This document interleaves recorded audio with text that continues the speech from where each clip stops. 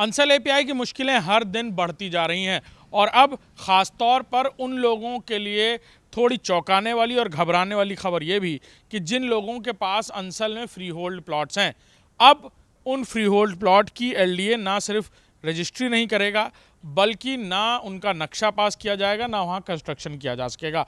Ansal API में किए गए फर्जीवाड़े के बाद अब एलडीए की तरफ से ये बड़ी कार्रवाई की गई है कि अंसल की सभी फ्री होल्ड प्लॉट्स पर भी कोई कंस्ट्रक्शन और किसी तरह का नक्शा पास नहीं किया जा सकेगा। ख़ास तौर पर अंसल में किए गए इस बड़े फर्जीवाड़े के बाद ना सिर्फ आवास विकास की तरफ से एक पत्र लिखा गया रजिस्ट्री विभाग को, जिसमें यह साफ कहा गया कि अंसल की किसी भी प्रॉपर्टी की रजिस्ट्री ना की जाए। साथ ही साथ एलडीए को भी पत्र लिखा गया कि अंसल के किसी भी नक्शे को पास ना किया जाए और सभी भू अभिलेखों को रिकॉर्ड में लिया जाए जो पहले के हैं। उस वक्त कौन अधिकारी थे जिनके समय पर यह करार हुआ और किस तरह उन भूखंडों को भी बेचा गया अंसल की तरफ से जो कभी उसके पास थे ही नहीं, यानी वर्चुअल लैंड को बेचा गया। ये धोखाधड़ी इतने बड़े पैमाने पर की गई कि तकरीबन 7,000 से ज़्यादा लोग इसके शिकार हुए। और अंसल में की गई इस पूरी धोखाधड़ी को लेकर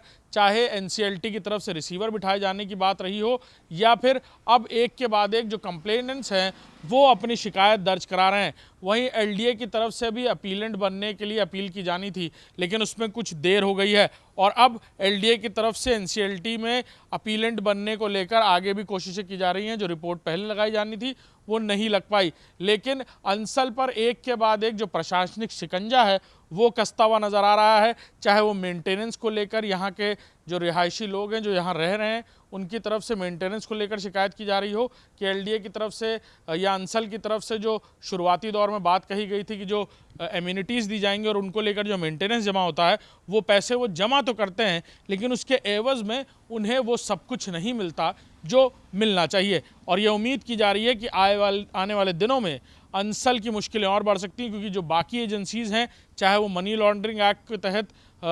मामला दर्ज किए जाने की जो बात चल रही है या फिर अंसल में धोखाधड़ी किए जाने को लेकर एनसीएलटी की तरफ से सीज किए गए खाते आने वाले दिनों में अंसल के लिए और मुश्किलें बढ़ा सकती हैं। कैमरामैन दीपक के साथ अभिषेक सिंह, इंडिया न्यूज़, लखनऊ।